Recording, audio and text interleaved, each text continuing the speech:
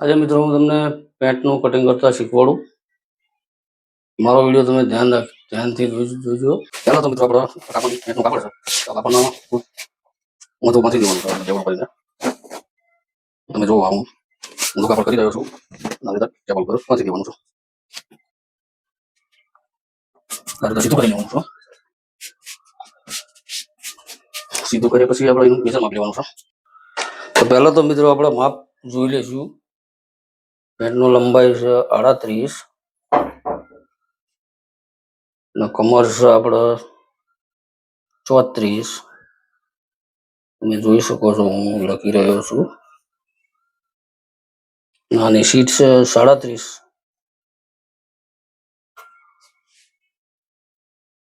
મોરીસ 13ની.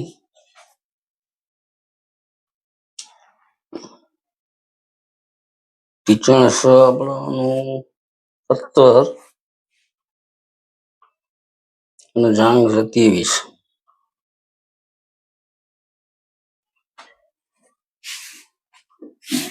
લંગોટ છે 23.5.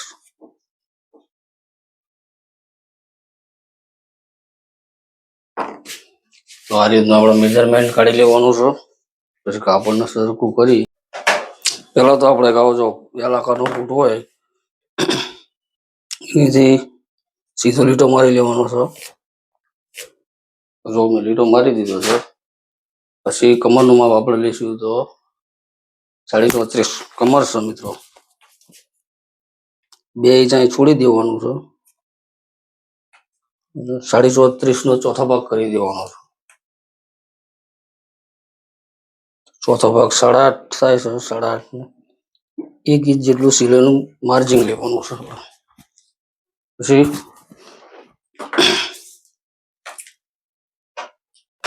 પછી આપણે લંગોટનું માપ લેવાનું છે. લંગોટનું માપ મિત્રો સેન્ટીમીટરથી લેવાનું છે. તો આપણે 23.5 નો લંગોટ છે તો આપણે એટલું ત્યાં લઈ લેવાનું છે 23.5.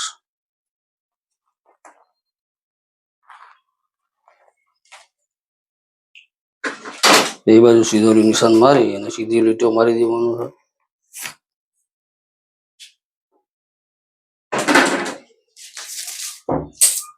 પછી આપણે સીધું લંબાઈનું માપ લેવાનું છે. તો લંબાઈ આપણે 38 છે પણ 1 ઇંચ આપણે ઓછું રાખવાનું છે.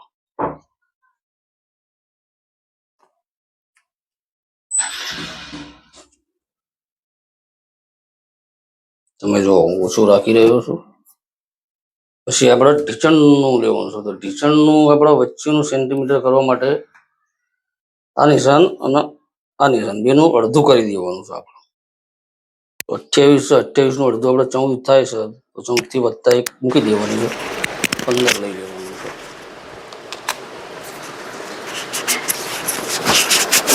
પછી આને સીધો લીટો મારી દેવાનો છે. ઢીચણનો લીટો આ છે મોરીનો લીટો. મોરી આપણે જે વાળવાની આવે છે એ પણ 2.5 ઇંચ જેટલી લઈ લેવાની છે.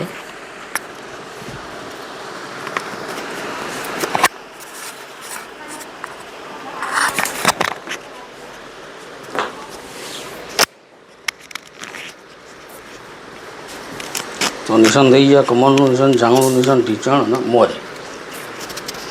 હવે આપણે મોરી અને જાંગાની છે 23ની જાંગ છે તો 23નું આપણે અડધું કરી કાઢવાનું.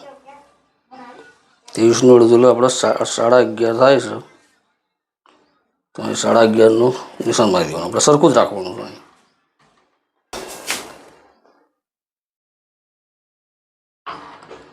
11.5નું મિત્રો અડધું થાય છે આપણે 5.25 થાય છે તો આપણે 5.25 તમે જુઓ આ 5.25 આ 5.25 આ 5.25 થાય તો આપણે આ નિશાન ઢીચણ 5.25 જ મારવાનું છે. 5.25નું નિશાન મારી દીધું. હવે ઢીચણનું માપ જોવાનું છે આપણે. તો ઢીચણ છે આપણે 17 તો 17નું કરવાનું છે અડધું. તો 4 દુ 8 4 દુ 16 8.5 દુ 17 થાય છે મિત્રો. તો 8.5નું અડધું થાય 4.25. મોરી છે આપણે 13 તો મોરીનું અડધું કરી દેવાનું છે 13 અને આ એનું અડધું કરીને આ નિશાનમાં આપણો વચ્ચોવચ્ચ સેન્ટર રહેવું જોઈએ.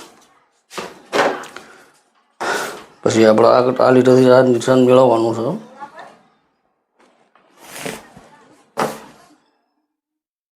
આ નિશાનથી આ નિશાન મેળવવાનું છે. તો તમારે આવી શિફર રાખવી પડે મિત્રો, તો કમ્પ્લીટ ફિટિંગ પેન્ટનું કટિંગ થાય.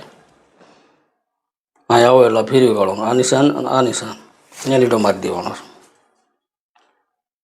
પછી આ લીટો મારવાનો આપણે અહીં લીટો મારવાનો છે.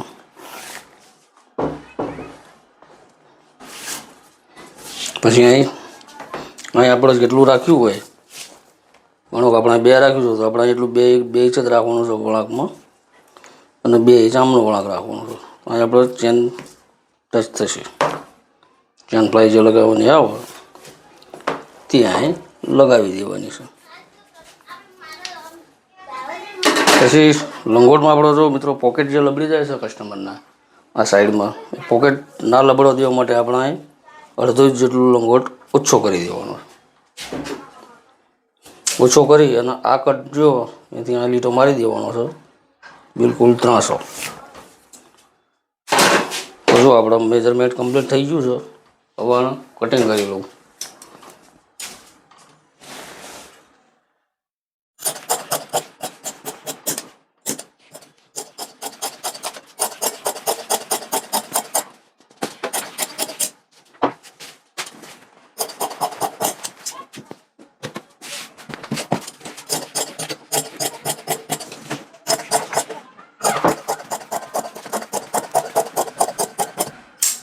પછી આપણે આનો નિશાન મારવાનું છે. જો આપણે લીટો માર્યો હતો આટલાથી આ નિશાન માર્યું એટલેથી મોરી આપણે આમ અંદર વાળી દેવાની છે પેન્ટ સીવતી વખતે.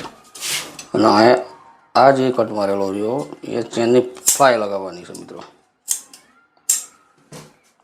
તમે જો આપણે આગળના ભાગ કાપી નાખ્યા છે. હવે તમને પાછળનો ભાગ દેખાડું. તો પાછળના ભાગમાં આપણે મિત્રો માપની કોઈ ઓલી જરૂર હોતી નથી. શું કે આપણે જે માપવાનું હતું બધું આગળના ભાગમાં માપી લીધું છે. હવે અહીંયા આપણા હિસાબથી પાછળના ભાગ કટિંગ કરવાના છે. તો એ તમે ખાસ જોજો ધ્યાનથી.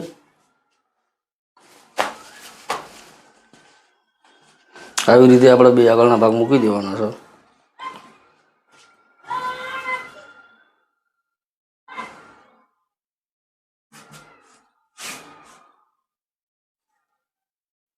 ડબલ ભાગ તમને ના ફાવતા હોય તો તમે સિંગલ ભાગનો ઉપયોગ કરી શકો છો. પછી આપણે પહેલું જ મોરીએથી માપ લેવાનું છે. તો મોરી આપણે આના કરતાં અહીં 1.25 ઇંચ જેટલું વધારે રાખવાનું છે અને 1.5 ઇંચ જેટલું ઢીંચણમાં વધારે રાખવાનું છે અને જાંગમાં 2 ઇંચ જેટલું રાખવાનું છે. પછી આપણે જે લીટો છે એ લીટાને મેળવી દેવાનો છે આવી રીતે.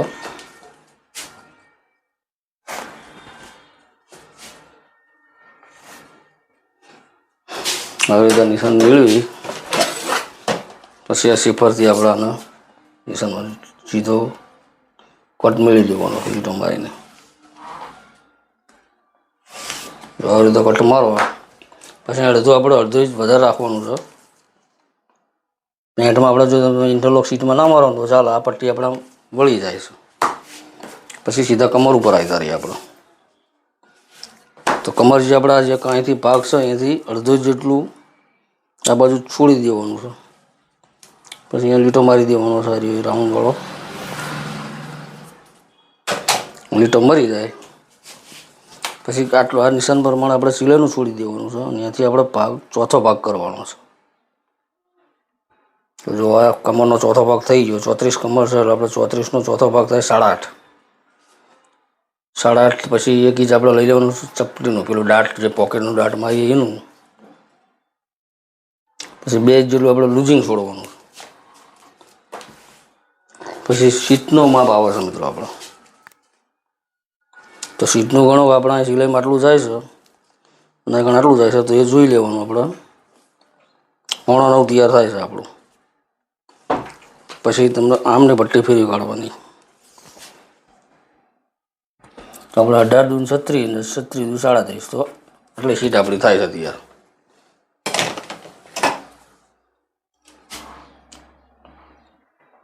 આ લીટો મારી દેવાનું આમ. પછી જ્યારે તમારું મશીન ચાલવાનું હોય મિત્રો, ત્યારે આ લીટર ચાલવું જોઈએ. જોઈ લો તમે, સીટનું માપ છે આપણું. ના લંગોટનું માપ છે એ. અહીંથી લંગોટ આપણે 2.25 ઇંચ જેટલો બહાર ખેંચી લેવાનો છે.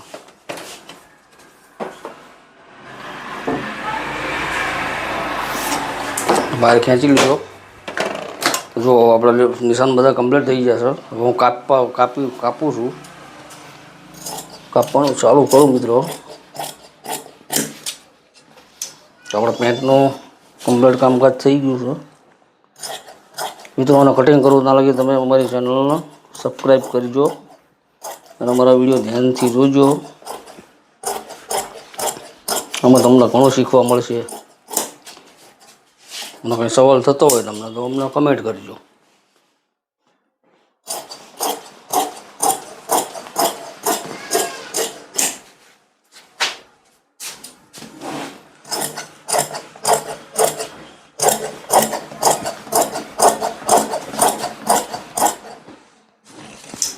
જો પછી ઘણા લોકો આમ વધારે રાખે છે કાપડ અને મશીન આપણું અહીં જ ચાલવાનું છે, પણ આપણે થોડુંક આપણા હિસાબથી થોડુંક વધારે લઈ લેવાનું છે.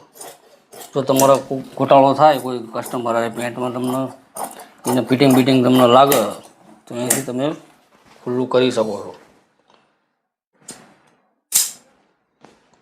જો આપણે આગળ નિશાન મારી દેવાનું છે એટલે મશીન આપણું અહીં જ ચાલવું જોઈએ.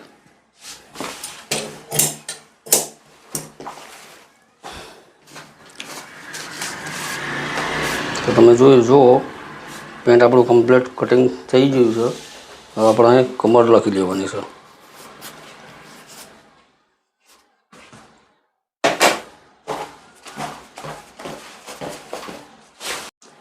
તો મિત્રો પેન્ટ આપણું કટિંગ થઈ ગયું છે. અમારો વિડીયો તમને ગમ્યો હોય તો ચેનલને સબસ્ક્રાઈબ કરજો, ધ્યાનથી છે વિડીયો જોજો.